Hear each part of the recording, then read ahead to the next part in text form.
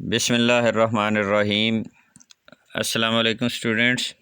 Here is Rauhuram Shehzad and our today's topic is liquid crystals. बच्चों liquid crystals इसमें दो लफ्ज़ आ गए हैं, एक लिक्विड है दूसरा क्रिस्टल है। नॉर्मली हमने देखा है कि जहाँ लिक्विड की टर्म यूज़ होती है वहाँ क्रिस्टल यूज़ नहीं होता, और क्रिस्टल जहाँ यूज़ होता है वहाँ लिक्विड नहीं होता, क्योंकि क्रिस्टल नॉर्मली सॉलिड के लिए हम यूज़ करते हैं। ये लिक्विड क्रिस्टल क्या है? लिक्विड क्रिस्टल की जो टर्म थी ना, लिक्विड क्रिस्टल सबसे पहले डिस्कवर हुए थे 1888 में, और इन्हें डिस्कवर किया था फ्रेडरिक रेनिट्जर ने। ये एक ऑस्ट्रियन बोटेनिस्ट था। ये एक कंपाउंड को स्टडी कर रहा था, कोलेस्ट्रॉल बेंजोएट। कोलेस्ट्रॉल बेंजोएट को स्टडी कर रहा था तो इसने देखा कि जो हमारा ये कोलेस्ट्रॉल बेंजोएट था ये 145 डिग्री सेंटीग्रेड टेम्परेचर पे मेल्ट होना शुरू हुआ, और ये हमारे जो क्रिस्टलाइन सॉलिड होते हैं ना, they have sharp melting point. उनके मेल्टिंग पॉइंट शार्प होते हैं। शार्प मेल्टिंग पॉइंट का क्या मतलब है? शार्प मेल्टिंग पॉइंट का मतलब होता है कि उसका जो भी मेल्टिंग पॉइंट है ना, वो उसी पे सारे का सारा मेल्ट हो जाएगा। फॉर एग्ज़ाम्पल किसी का मेल्टिंग पॉइंट 70 है, तो इसका मतलब ये है कि 70 पे वो मेल्ट होना शुरू होगा और 70 पे ही सारे का सारा मेल्ट हो जाएगा। टेम्परेचर उस वक्त तक आगे नहीं चलेगा जब तक वो मेल्ट नहीं हो जाता। लेकिन ये जो कंपाउंड था ना हमारा, ये 145 डिग्री सेंटीग्रेड टेम्परेचर पे मेल्ट होना शुरू हुआ, और इसे क्लियर लिक्विड बनते बनते इसका टेम्परेचर हो गया 179 डिग्री सेंटीग्रेड। मतलब 145 डिग्री सेंटीग्रेड पे मेल्ट होना शुरू हुआ और 179 डिग्री सेंटीग्रेड पे जाके कम्प्लीटली मेल्ट हुआ। 145 से पहले सॉलिड था, 179 के बाद लिक्विड था। ये जो दरमियान वाली स्टेट आई है, ये टर्बिड लिक्विड स्टेट थी। ये ना यहाँ पे कंप्लीट प्योरली सॉलिड था, ना यहाँ पे ये प्योरली लिक्विड था। This turbid liquid state or liquid crystalline state which exist between two temperatures, a melting temperature and clearing temperature. This is called liquid crystal. ये जहाँ पे मेल्ट होना शुरू हुआ इस टेम्परेचर को हम कह देते हैं मेल्टिंग टेम्परेचर, और जहाँ पे ये क्लियर लिक्विड बना इस टेम्परेचर को हम कह देते हैं क्लियरिंग टेम्परेचर। तो इसके दरमियान जो स्टेट थी ये टर्बिड लिक्विड स्टेट एग्जिस्ट करती थी। इस टर्बिड लिक्विड स्टेट को हम कहते हैं liquid crystal. Turbid liquid state exist between two temperatures, melting temperature and clearing temperature. This is called our liquid crystal. ये जो लिक्विड क्रिस्टल होते हैं ना, इनकी कुछ प्रॉपर्टीज़ लिक्विड जैसी होती हैं, जैसा कि इनमें फ्लूइडिटी पाई जाती है, सरफेस टेंशन, विस्कोसिटी वगैरह, ये लिक्विड की प्रॉपर्टी शो करते हैं। और कुछ प्रॉपर्टीज़ इनकी सॉलिड जैसी भी होती हैं, मसलन ये ऑप्टिकल प्रॉपर्टीज़ भी शो करते हैं, रिफ्रैक्शन, रिफ्लेक्शन वगैरह। और इनमें कुछ डिग्री ऑफ ऑर्डरनेस भी पाई जाती है, जस्ट लाइक क्रिस्टलाइन सॉलिड्स।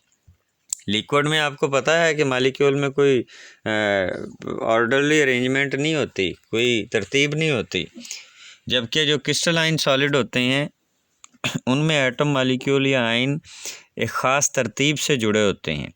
तो ये जो लिक्विड क्रिस्टल होते हैं ना, इनमें कहीं कहीं पे ऑर्डरनेस भी होती है, जस्ट लाइक क्रिस्टलाइन सॉलिड, और वो लिक्विड की तरह फ्लो भी कर सकते हैं, सरफेस टेंशन और विस्कोसिटी वगैरह भी रखते हैं।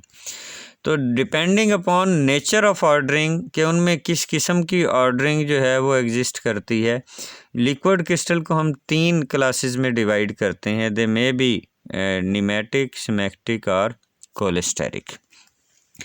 तो अब हम देखेंगे कि ये जो लिक्विड क्रिस्टल हैं इनकी एप्लीकेशन या यूजेस क्या क्या हैं। लिक्विड क्रिस्टल जो थे ना ये 1888 में डिस्कवर हुए हैं और ये अबाउट 30 इयर्स तो लेबॉर्ट्री के क्यूरियोसिटी बने रहे हैं। तो फिर भी इनके यूजेस हैं हमारे यहाँ। यूजेस क्या क्या हैं इनका? सबसे पहला जो यूज़ है, like solid crystals, liquid crystals can diffract light. हमने कहा है ये ऑप्टिकल प्रॉपर्टीज शो करते हैं, डाइफ्रैक्शन, रिफ्रैक्शन वगैरह। Liquid crystals can diffract light, light को डाइफ्रैक्ट करते हैं। ये कौन सी वेवलेंथ, जब विजिबल लाइट इन पे पड़ती है, विजिबल लाइट आप जानते हैं ये 7 रंगों पे, 7 वेवलेंथ्स पे मुश्तमिल होती है। जब हम विजिबल लाइट को प्रिज्म से गुजारते हैं तो ये 7 डिफरेंट कलर्स में डिवाइड हो जाती है। कौन कौन से कलर्स होते हैं? Violet, indigo, blue, green, yellow, orange और रेड। अब इसने कौन सा कलर एब्जॉर्ब करना है या कौन सा कलर रिफ्लेक्ट करना है, ये डिपेंड करता है मॉलिक्यूल्स की तरतीब, ऑर्डर वगैरह क्या है लिक्विड क्रिस्टल में। तो ये फिर उसमें से कुछ वेवलेंथ एब्जॉर्ब करेगा जब इस पे विजिबल लाइट पड़ेगी, और कुछ वेवलेंथ जो है वो रिफ्लेक्ट करेगा, जिसकी वजह से ये हमें कलर्ड नज़र आएगा। कौन सा कलर नज़र आएगा डिपेंड करता है इसने कौन सी वेवलेंथ एब्जॉर्ब या रिफ्लेक्ट की है।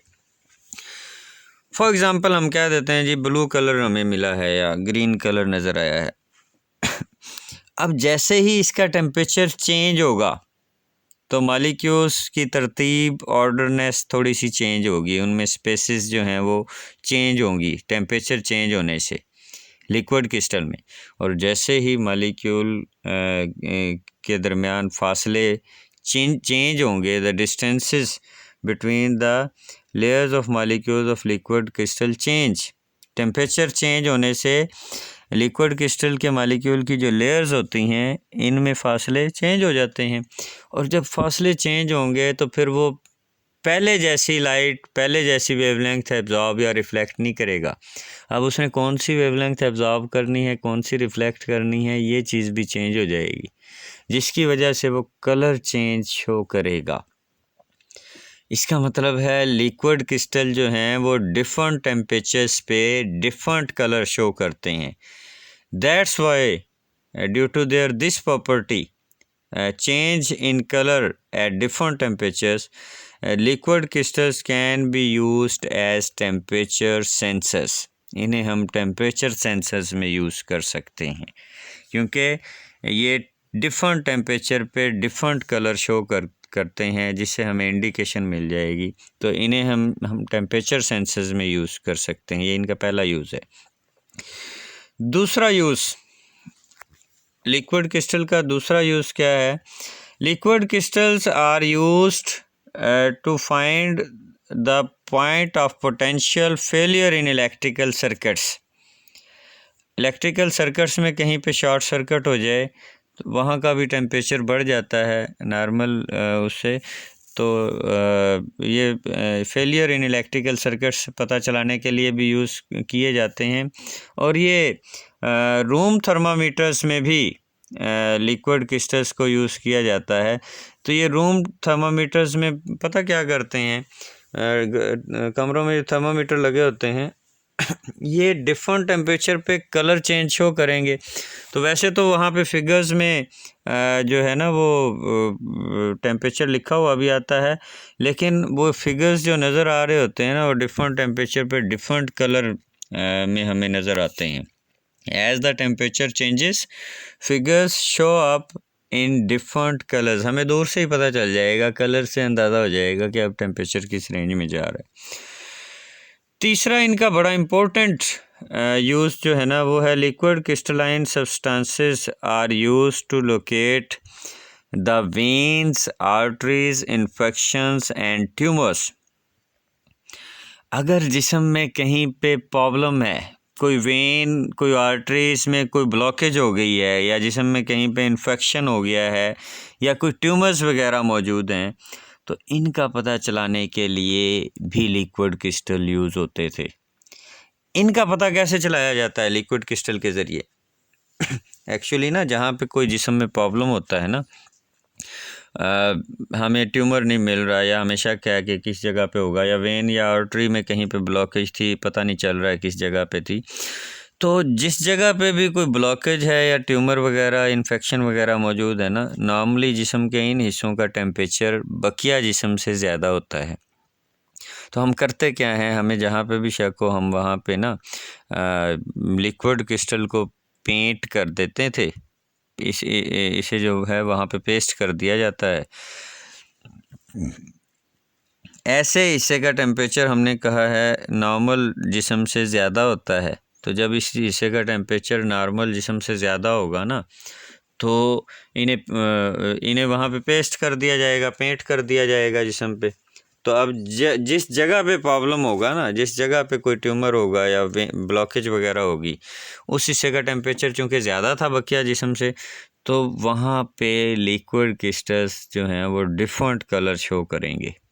तो वो कलर से हमें पता चल जाएगा कि यहाँ पे इस हिस्से में प्रॉब्लम है। तो ये वाली टेक्निक जो थी ना, ये शुरू में यूज़ होती थी for diagnosis of breast cancer, ख़ास तौर पे ख़ातीन में ब्रेस्ट कैंसर की डायग्नोसिस के लिए यूज़ होती थी। तो ये इसका मेडिसिन में बड़ा अच्छा यूज़ था। तो ये तीसरा यूज़ हो गया लिक्विड क्रिस्टल का। चौथा है liquid crystals are used in the display of electrical devices such as digital watches, calculators and laptop computers.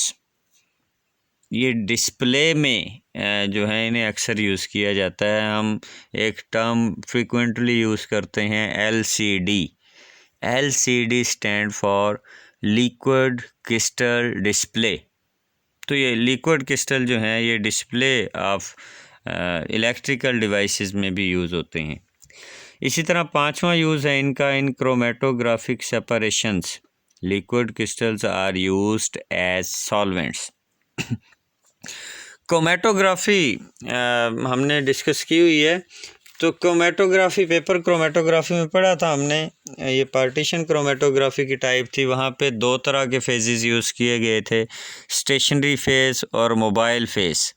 Mobile phase flow करता है स्टेशनरी फेज़ पे। तो ये जो हमारे लिक्विड क्रिस्टल्स हैं they are also used as mobile phase और solvents in chromatographic separations.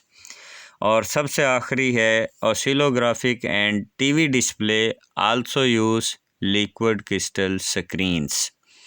तो ये जो ऑसिलोग्राफिक या टीवी डिस्प्ले वगैरह हैं इनमें भी लिक्विड क्रिस्टल स्क्रीन ही यूज़ होती हैं। तो ये 6 यूजेस दिए गए हैं यहाँ पे लिक्विड क्रिस्टल के। तो ये हमने आज देखा है कि लिक्विड क्रिस्टल होते क्या हैं, किसने डिस्कवर किए थे, कैसे डिस्कवर किए थे, और इनके यूजेस क्या क्या हैं। तो that's all as far as our today's lecture is concern. अपना ख्याल रखिएगा। अल्लाह हाफिज़।